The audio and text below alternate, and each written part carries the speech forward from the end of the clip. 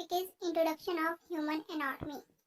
Introduction of human anatomy में हम basic definitions और ब्रांचेस ऑफ एनाटॉमी को जो है वो डिफाइन भी करेंगे और इनको बारी बारी जो है वो डिस्कस भी करेंगे। तो चलिए आइए शुरू करते हैं। और इससे पहले अगर आपने मेरा चैनल सब्सक्राइब नहीं किया तो जल्दी से जो है चैनल को सब्सक्राइब करते हैं।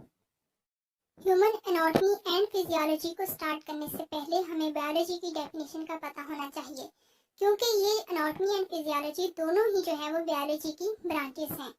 बायोलॉजी क्या है? ये बायोलॉजी असल में दो लफ्जों का मरकब है जो कि दो ग्रीक वर्ड्स हैं। बायो का मतलब होता है लाइफ एंड लोगी का मतलब होता है साइंस। तो इस तरह बायोलॉजी की डेफिनेशन ये हुई कि the study of a life is called a biology. जिंदगी के बारे में जितनी भी स्टडी की जाती है, जितने भी लिविंग ऑर्गेनिजम्स हैं, चाहे वो इंसान हो, जानवर हो या पौधे हों, उनके बारे में जो भी स्टडी किया जाता है उसको हम बायोलॉजी कह सकते हैं। The study of a life is called a biology. जैसे कि पिछली स्लाइड में अभी हमने बात की कि एनाटॉमी एंड फिजियोलॉजी असल में बायोलॉजी की ही ब्रांचेस हैं। ये उसी के ही सब डिवाइडेड एरियाज हैं। तो इस वीडियो के अंदर जो है वो सिर्फ हम एनाटॉमी का जो है इंट्रोडक्शन करेंगे। फिजियोलॉजी का जो इंट्रोडक्शन है वो हम नेक्स्ट वीडियो के अंदर जो है वो डिटेल में डिस्कस करेंगे।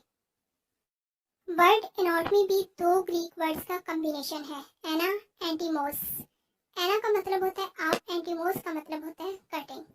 इस तरह ह्यूमन बॉडी का ये मतलब हुआ कि हम ह्यूमन बॉडी को डिफरेंट पार्ट्स के अंदर डिवाइड करके, उसको डिफरेंट स्ट्रक्चर्स के अंदर डिवाइड करके, डिफरेंट ऑर्गन्स, डिफरेंट सिस्टम्स के अंदर क्लासीफाई करके जो स्टडी करते हैं वो उसको कहते हैं anatomy. And the second is the dissection. Dissection असल में क्या है? एक प्रिंसिपल टेक्निक है जो कि आइसोलेट के लिए यूज करती है, जिसके अंदर हम different components of the parts जो है वो ह्यूमन बॉडी के स्टडी करते हैं। तो इस तरह डायसेक्शन की डेफिनेशन क्या हुई? A principal technique used to isolate and study the structural component and parts of the human body. Definition of anatomy क्या है? यहाँ इस स्लाइड में मैंने दो डेफिनेशंस लिखी हैं, जो भी आपको इजी लगे आपने वो याद कर लेनी है। तो फर्स्ट हम पहली डेफिनेशन को देखते हैं। Anatomy is often defined as the study of the structure of an organism and the relationship of its parts. Anatomy असल में मेडिकल साइंस की वो शाख है जिसमें हमारे जिस्म के मुख्तलिफ अज़ा की बनावट और आपस में तल्लुक़ के बारे में जो तशरीह की जाती है उसको हम एनाटॉमी कहते हैं। इसके साथ अभी हम दूसरी डेफिनेशन देखते हैं। Anatomy is a branch of medical science. Mean कि क्या हुआ कि एनाटॉमी जो है वो मेडिकल साइंस या बायोलॉजी की ही ब्रांच है, which deals with the study of structure of different organs and body parts of human. इसके अंदर जो है ह्यूमन एनाटॉमी के अंदर हम डिफरेंट बॉडी के जो स्ट्रक्चर्स हैं उनको और उनके आपस में जो रिलेशनशिप है, फॉर एग्जांपल हम जो है वो स्टडी करेंगे बाजू की, टांग की, इसके अलावा हार्ट की स्टडी करेंगे, डाइजेस्टिव सिस्टम की स्टडी करेंगे। तो ये जितनी भी स्टडीज हैं इनका आपस में जो है वो कोई तल्लुक़ है, इनका आपस में जो है वो कोई रिलेशन है। तो इस रिलेशन को जो है वो हम क्या कहते हैं? Anatomy. Now we start the branches of anatomy. मैंने यहाँ पर 17 ब्रांचेस लिखी हैं। अगर आपको इनके अलावा कोई ब्रांचेस का पता है तो आपने नीचे कमेंट सेक्शन में मुझे लाजमी बताना है कि इनके अलावा आपको कौन सी जो है वो ब्रांच का पता है। तो देखते हैं कितनी ब्रांचेस हैं। Regional anatomy, systemic anatomy, applied anatomy, functional anatomy, cross sectional anatomy, gross anatomy, histology, embryology, cytology, osteology, arthrology, syndesmology, myology, neurology, angiology, endocrinology और आखिरी है डर्माटोलॉजी। तो आइए अब हम इनको जो है वो एक एक करके डिफाइन भी करते हैं और साथ में इनकी डिटेल और एग्जांपल्स भी देखते हैं। First branch of human anatomy is a regional anatomy. जैसे कि नेम से इंडिकेट हो रहा है रीजन। रीजन का मतलब होता है कोई भी स्पेसिफिक लोकेशन, कोई भी स्पेसिफिक पार्ट। तो इस तरह रीजनल एनाटॉमी की डेफिनेशन क्या हुई? It is the branch of anatomy that deals with the study of the any specific part of the body. Human body के किसी भी स्पेसिफिक पार्ट की स्टडी को जो है वो रीजनल एनाटॉमी कहा जाता है। इसमें हम हर अज़ू की जो है जोग्राफियाई तशरीह करते हैं। For example arm. आर्म क्या है? एक स्पेसिफिक पार्ट है, एक स्पेसिफिक रीजन है बॉडी का। इसकी स्टडी को रीजनल एनाटॉमी कहेंगे। लेग भी एक रीजन है, एक स्पेसिफिक पार्ट है बॉडी का. Head and neck is also a specific part. It has a specific locations in a human body. This all is called a regional anatomy. Second branch of anatomy is the systemic anatomy. जैसे कि name से indicate हो रहा है, systemic मतलब के systems. Human body को study करने के लिए डिफरेंट सिस्टम्स के अंदर जो है वो क्लासीफाई किया जाता है. इस तरह सिस्टेमिक एनाटॉमी के अंदर हम जिस्म के मुख्तलिफ निज़ामों की कारकर्दगी के मुताबिक जितना भी तशरीह करते हैं उसको हम सिस्टेमिक एनाटॉमी कहते हैं. It is the branch of anatomy that deals with the study of any system of body is called a systemic anatomy. Examples में क्या है? Gastrointestinal system. गैस्ट्रोइंटेस्टिनल सिस्टम के अंदर जितना भी डाइजेस्टिव सिस्टम है हमारा, उसकी स्टडी को जो है वो किया जाता है, और ये जो है वो सिस्टेमिक एनाटॉमी की एग्जांपल है. नर्वस सिस्टम, जितना भी साबी निज़ाम है उनके बारे में जो स्टडी किया जाता है उसको नर्वस सिस्टम कहते हैं. तो ये भी एक सिस्टम में क्लासीफाई हो गया. रेस्पिरेटरी सिस्टम, निज़ाम तनफ़्फ़ुस के बारे में जितनी भी स्टडी की जाती है वो उसको एक सिस्टम के अंदर रखा जाता है. तो इस तरह ये तीनों सिस्टम क्या हुए. इसके अलावा और भी बहुत सारे सिस्टम्स हैं ह्यूमन बॉडी के अंदर. इस तरह सिस्टम्स की स्टडी को जो है वो हम ह्यूमन एनाटॉमी के अंदर सिस्टेमिक एनाटॉमी कहते हैं. Third branch of anatomy is applied और क्लिनिकल एनाटॉमी. इसको हम अप्लाइड एनाटॉमी भी कह सकते हैं और इसको हम क्लिनिकल एनाटॉमी भी कह सकते हैं. जैसे कि नेम से इंडिकेट हो रहा है कि ये क्लिनिकल से रिलेटेड ही होगी. इसके अंदर जो है वो डिजीज के डायग्नोसिस करने में और इसको ट्रीटमेंट करने के अंदर स्टडी करना कहते हैं. It is the branch of anatomy that deals with the study of diagnosis of a disease. Examples includes, first example क्या है? फीवर. नॉर्मल बॉडी टेम्परेचर कितना होता है? 37 डिग्री से. जैसे ही बॉडी टेम्परेचर रेज किया, इंक्रीज किया, तो उस कंडीशन को हम कहते हैं फीवर. तो फीवर को डायग्नोज करना और फीवर को ट्रीट करना, ये सब किसके अंदर आएगा? क्लिनिकल एनाटॉमी के अंदर. किडनी स्टोन्स, यहाँ पे नॉर्मल किडनी की बात नहीं हो रही, किडनी के अंदर स्टोन्स की बात हो रही है. तो किडनी स्टोन्स को इंडिकेट करना, उसको डायग्नोज करना और फिर उसको ट्रीटमेंट देना, these all are studies under the clinical anatomy. And the last example is asthma. asthma किसकी एग्जाम्पल है? रेस्पिरेटरी सिस्टम की डिस्टर्बेंस को. तो ये सब की स्टडी को हम कहते हैं clinical anatomy. The fourth branch of anatomy is a functional anatomy. Functional anatomy असल में फिजियोलॉजी से तकरीबन जो है वो मिलती जुलती है. जो कारकर्दगी आंखों से दिखाई देती है वो भी इसके अंदर शामिल होती है. इसको हम कहते हैं functional anatomy. The study of anatomy in its relation to function and it is similar to the physiology is called a functional anatomy. Examples includes GIT function. GIT function के अंदर एसोफेगस का जो रोल है, कैसे खुराक जो है oesophagus में से पास हो होके वो कैसे फंक्शन परफॉर्म कर रही है, फिर स्टमक के अंदर कैसे जा रही है और स्टमक उसके साथ क्या फंक्शन परफॉर्म कर रहा है, लार्ज मॉलिक्यूल्स को स्मॉल मॉलिक्यूल्स के अंदर कैसे कन्वर्ट करता है, इन सारे फंक्शन को स्टडी करते हैं. तो इसको हम कहते हैं functional anatomy. Second example is kidney functions. Kidney जो है वो कैसे यूरिन बनाते हैं, ब्लड एंड द वाटर को कैसे सेपरेट करके यूरिन जो है वो बनता है, इसकी स्टडी को हम कहते हैं फंक्शनल एनाटॉमी.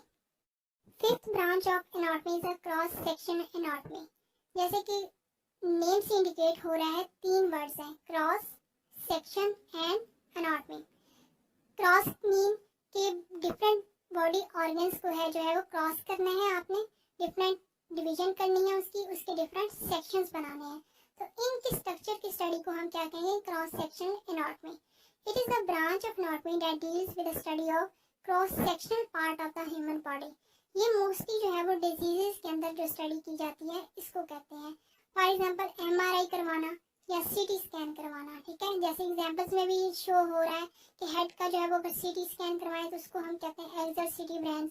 MRI करवाएं तो एक्सल MRI T2. तो ये क्या एग्जांपल है? Cross sectional anatomy. एब्डोमेन की अगर हम बात करें तो MRI करवाएं तो एक्सल MRI T2 उसको कहते हैं. तो इन सब की जो स्टडीज होते हैं इसके सेक्शन पार्ट की स्टडी को हम कहते हैं cross sectional anatomy. Sixth branch of anatomy is a gross anatomy. Gross का मतलब होता है नेकेड आई की मदद से जो है वो जायजा लेना, जिसके लिए हमें किसी भी माइक्रोस्कोप की जरूरत ना हो, किसी भी आलात की जो है वो मदद दरकार ना हो और हम जो है वो आँख की मदद से जायजा ले सकें. इसको कहते हैं gross anatomy. It is the branch of anatomy which deals with the study of structure of human body parts by naked eye. Examples include the muscles, bones, digestive organs या स्किन। ये जितनी भी एग्जांपल्स हैं इनको हम अपनी naked eye की मदद से जो है वो देख भी सकते हैं और इनका जायजा भी ले सकते हैं। तो इस स्टडी को हम कहेंगे gross anatomy. The next seventh branch of human anatomy is histology. Histology is derived from a Greek word histo and the logos. Histo का मतलब होता है टिश्यूज या माइक्रोस्कोप। लोगोस का सेम वही मीनिंग है, science and the treatise. Microscope की मदद से जो स्टडी की जाती है इसको हम कहते हैं histology. It is a branch of anatomy which deals with the study of structure of tissues and the organs as seen through a microscope. जो चीजें हमें अपनी आंख की मदद से दिखाई नहीं देती और हमें उसके लिए जो है वो किसी माइक्रोस्कोप की या किसी दूरबीन की और किसी आलात की जो है जरूरत पड़ती है, तो वो जो है उसको हम कहते हैं हिस्टोलॉजी। हिस्टोलॉजी के अंदर जो है वो आउटसाइड ऑर्गन्स को स्टडी नहीं किया जाता, इनसाइड जितने भी उनकी डीप जो स्टडीज हैं उनकी स्टडी को हम कहते हैं histology. The next branch of anatomy is the embryology. Embryology भी एक ग्रीक वर्ड है जो कि दो वर्ड्स का कॉम्बिनेशन है, embryo and the logos. Embryo का मतलब होता है न्यू डेवलपमेंट एंड लोगोस का सेम वही मीनिंग है, साइंस एंड द ट्रीटाइज। तो इस तरह एम्ब्रियोलॉजी का ये मतलब हुआ कि वो स्टडी जो कि न्यू डेवलपमेंट के बारे में होती है या पूरे ड्यूरिंग डेवलपमेंट जो चेंजेस होती हैं उनके बारे में जो स्टडी की जाती है उसको एम्ब्रियोलॉजी कहा जाता है। और जो इसके मजीद स्टडीज करते हैं या इसका इलाज करते हैं या इसका पार्ट होते हैं तो उसको हम एम्ब्रियोलॉजिस्ट भी कहते हैं। इसके अंदर जो है वो जो न्यू डेवलपमेंट है वो फर्स्ट डे से लेके जो फीटस बन रहा है माँ के पेट के अंदर जितनी भी चेंजेस हो रही हैं फर्स्ट डे से लेके लास्ट डे तक 9 मंथ की ड्यूरेशन के अंदर वो सारी स्टडीज जो है वो एम्ब्रियोलॉजी के अंदर ही की जाती हैं। It is the branch of anatomy which deals with the study of embryo. It provides details of changes occurring during the development is called embryology. The next and the very important branch of human anatomy is the cytology. Cytology भी derive किया गया है Greek word से जो कि दो words का combination है, साइटो एंड द लोगोस का। साइटो का मतलब होता है सेल एंड द लोगोस का मतलब सेम वही है, साइंस एंड द ट्रीटाइज। तो इस तरह साइटोलॉजी का क्या मतलब हुआ, study of a cell. Cytology के अंदर एक्चुअली हम क्या स्टडी करते हैं, structure of the cell. Structure क्या है सेल का, उसका फंक्शन क्या है और फिर उसके कंपोनेंट्स क्या है और फिर उन कंपोनेंट्स का क्या क्या फंक्शन है। ह्यूमन बॉडी का सेल्स, प्लांट सेल्स और जितने भी माइक्रो ऑर्गेनिजम्स हैं इन सब का सेल जो है वो डिफरेंट है। तो इन सब की स्टडीज को डिफरेंशिएट को जो है वो हम भी साइटोलॉजी के अंदर ही स्टडी करते हैं। और जो साइंटिस्ट इसको स्टडी करते हैं या कोई सेल का ट्रीटमेंट करता है तो इसको हम साइटोलॉजिस्ट भी कहते हैं। साइटोलॉजी के अंदर सिर्फ जो है वो हम सेल का स्ट्रक्चर ही स्टडी नहीं करते, उसके कंपोनेंट्स कितने हैं सेल के अंदर, इनसाइड कितने कंपोनेंट्स हैं और फिर वो जो कंपोनेंट्स हैं वो क्या फंक्शन परफॉर्म कर रही हैं और उनकी सेल के अंदर क्या लोकेशन है और उनकी सेल के अंदर क्या शेप है। अगर उनकी स्ट्रक्चर या उनकी शेप या उनकी जो परफॉर्मेंस है उसके अंदर कोई डिसेबिलिटी हो जाती है, वो अपना काम करना छोड़ देते हैं, तो उससे क्या हो, कोई ना कोई डिजीज होगी सेल से रिलेटेड। तो सबसे जो बड़ी डिजीज है सेल से रिलेटेड वो है कैंसर। तो इन सब एबनॉर्मेलिटीज की जो स्टडीज हैं वो भी हम साइटोलॉजी के अंदर ही स्टडी करते हैं। तो इस तरह साइटोलॉजी की डेफिनेशन क्या हुई, it is the branch of anatomy that deals with the study of structure of cell and its component is called the cytology. The next branch of human anatomy is the osteology. It is also derived from a Greek words which is combination of two words, osteo and the logos. Osteo का मतलब होता है bones and the logos का मतलब होता है science and the treatise. तो इस तरह osteology का मतलब ये हुआ study of the bones. यहाँ पर भी osteo का वर्ड यूज होगा, इसका मतलब होगा वो bones की स्टडी के बारे में ही है। और जो भी उसमें बोन्स की स्टडी करता है या बोन्स के अंदर स्पेशलाइज करता है तो उसको हम ऑस्टियोलॉजिस्ट भी कहते हैं। It is a branch of anatomy that deals with the study of bones.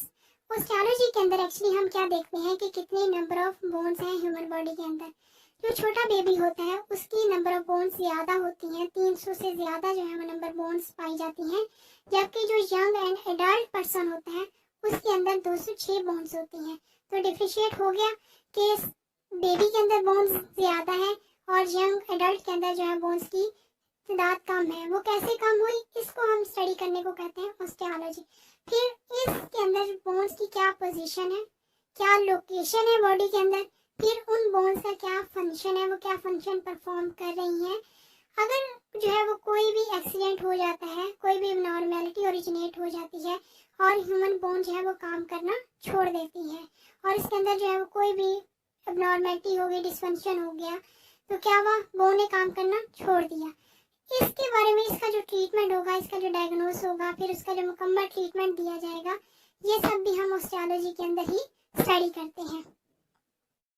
Next branch of human anatomy is arthrology. Arthrology भी दो ग्रीक वर्ड्स का कॉम्बिनेशन है, आर्थ्रो एंड लोगोस। आर्थ्रो का मतलब होता है जॉइंट्स एंड लोगोस का वही सेम मीनिंग है, साइंस एंड द ट्रीटाइस। जॉइंट्स की स्टडीज को आर्थ्रोलॉजी कहते हैं। इसके अंदर जॉइंट्स की क्या फंक्शन है, या फिर जॉइंट्स के साथ कोई भी जो है वो डिसफंक्शन हो गया है, कोई एबनॉर्मेलिटी हो गई है, कोई डिजीज हो गई है, फिर उस डिजीज के ट्रीटमेंट जो है वो जो करना है, उसकी स्टडी को हम कहते हैं आर्थ्रोलॉजी। और जो भी आर्थ्रोलॉजी का स्पेशलिस्ट डॉक्टर होता है उसको हम आर्थ्रोलॉजिस्ट कहते हैं। It is the branch of anatomy that deals with the study of function, उसके काम को, डिसफंक्शन, उसके अंदर जो बीमारी पैदा हुई है, उसके परफॉर्मेंस के अंदर जो है वो गड़बड़ पैदा हुई है, एंड द ट्रीटमेंट, और फिर उसका जो इलाज है जॉइंट्स का एंड आर्टिकुलेशंस का जो है वो, उसको हम कहते हैं arthrology. The next branch of anatomy is the splanchology. The term derived from a Greek word which is combination of the two words splanchno and the logos. Splanchno का मतलब होता है विजरास, मीनिंग के आंतड़ियों के मतलब जो स्टडी की जाती है उसको स्प्लैंकोलॉजी कहते हैं, एंड लोगोस का सेम वही मीनिंग है, साइंस एंड द ट्रीटाइस। अब इसमें हम जो है वो जितने भी बॉडी के अंदर विजरल ऑर्गन्स हैं उनकी स्टडी को हम स्प्लैंकोलॉजी कहते हैं। Splanchnology is the study of the visceral organs, that is कौन कौन से विजरल ऑर्गन्स हैं, डाइजेस्टिव सिस्टम के अंदर, यूरिनरी सिस्टम में, reproductive system and respiratory system के अंदर जो है विजरल ऑर्गन्स प्रेजेंट है, इनकी स्टडी को हम कहते हैं स्प्लैंकोलॉजी। अब हम इसके अंदर क्या स्टडी करते हैं, इसके अंदर हम उनका शेप, उनका स्ट्रक्चर, उनकी लोकेशन और उनका फंक्शन, ये सारी जो चीज़ें हैं ये नॉर्मल स्टडीज के अंदर आएंगी स्प्लैंकोलॉजी के अंदर। अब जो है वो फंक्शन नॉर्मल तो फंक्शन परफॉर्म कर रही हैं विजरल, अगर उनके अंदर कोई चेंजेस आ जाती हैं, कोई एबनॉर्मेलिटी या डिसफॉर्मेलिटी हो जाती है, या उनके अंदर कोई डिसफंक्शन हो जाता है, वो प्रॉपर्ली फंक्शन परफॉर्म नहीं करती, तो इस कंडीशन के अंदर जो है वो कंडीशन खराब हो गई है, तो ये सारी जो स्टडीज हैं normal and dysfunction, these all are studies under the splanchology anatomy. The next 13th branch of human anatomy is the myology.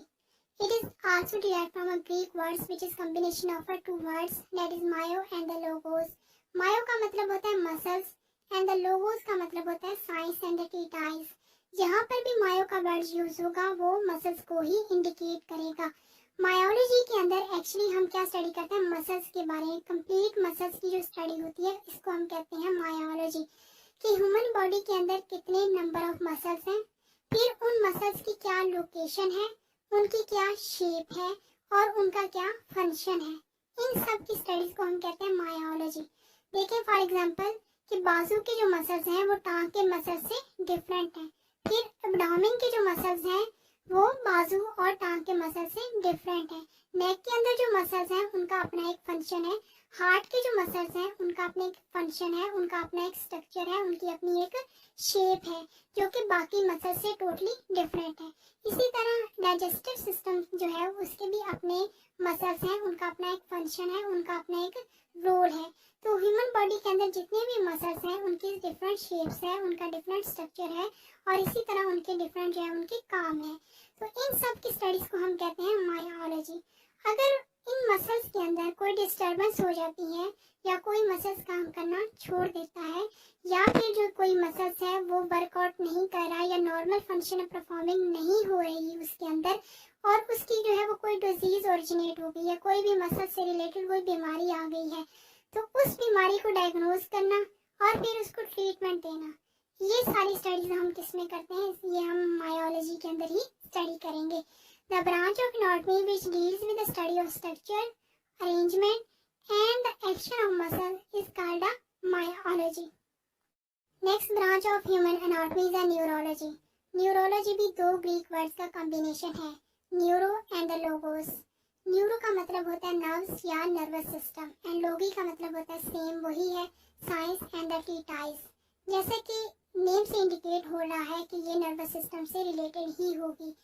Normal human body का नर्वस सिस्टम कैसे फंक्शन परफॉर्म करता है, या खुदा न खास्ता उसके अंदर कोई अबनॉर्मेलिटी हो गई है, उसकी कोई नर्व जो है वो डैमेज हो गई है, तो उसके अंदर क्या हुआ, इसका डिसफंक्शन हो गया है।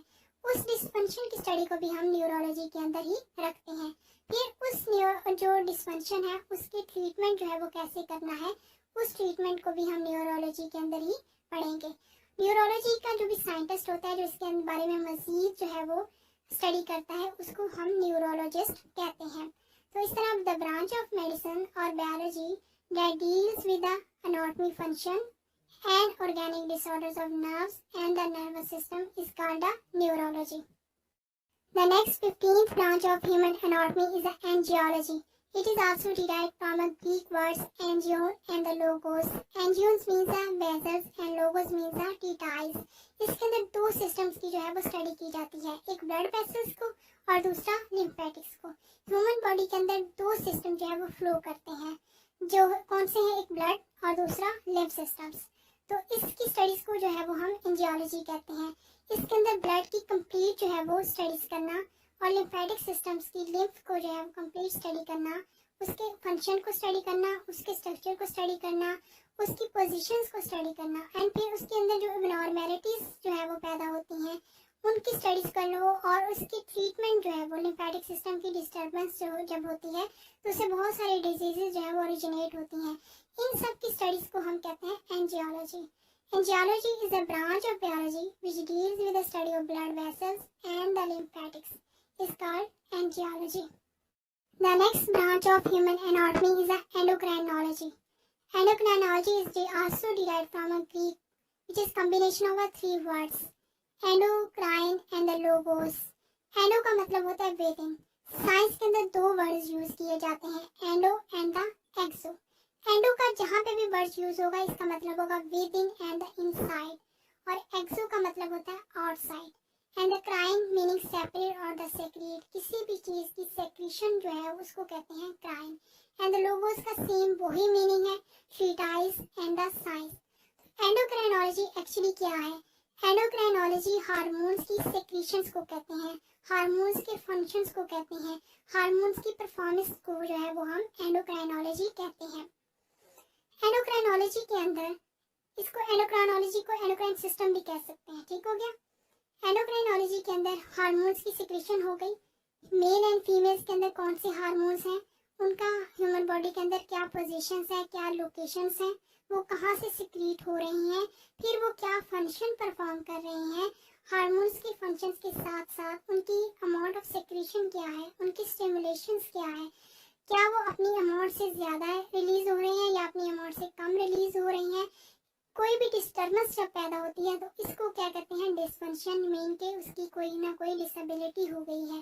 फिर उस डिसेबिलिटी का जो ट्रीटमेंट है, ठीक है, उसको कैसे जो है आपने ट्रीट करना है। सपोज के हार्मोन्स की सिक्रेशन जो है वो अमाउंट से ज़्यादा रिलीज हो रही है, फिर उसको नॉर्मल कैसे करना है।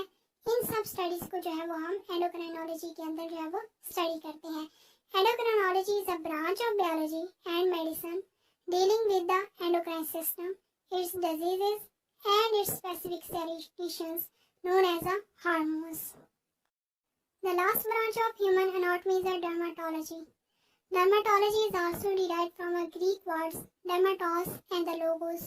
Derma का मतलब ये होता है skin and logos का मतलब होता है treatise. तो इस तरह डर्माटोलॉजी का मतलब ये हुआ कि स्किन के बारे में जो भी स्टडी की जाएगी उसको हम डर्माटोलॉजी कहेंगे। डर्मा के जो साइंटिस्ट होते हैं या जो डर्मा के अंदर स्पेशलाइज्ड होते हैं उनको हम कहते हैं डर्माटोलॉजिस्ट।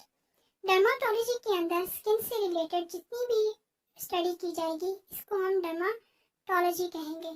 फॉर एग्जांपल कि स्किन का क्या फंक्शन है, स्किन क्या फंक्शन परफॉर्म कर रही है, उसका क्या स्ट्रक्चर है, और फिर उसके स्ट्रक्चर के अंदर और उसके फंक्शन के अंदर अगर कोई डिसेबिलिटी हो जाती है, फॉर एग्जांपल अगर सपोज कि फेस पे अगर आपकी एक्ने निकल आती है, ठीक है, या फिर जो है वो कोई और स्किन प्रॉब्लम हो गई है, स्किन जो है वो उसका कलर चेंज हो गया है, स्किन के ऊपर जो है कोई बीमारी आ गई है, इनके फिर ट्रीटमेंट जो करना है उसकी स्टडी को हम कहेंगे dermatology. The branch of medicine concern with the diagnosis and treatment of the skin disorders is called the dermatology.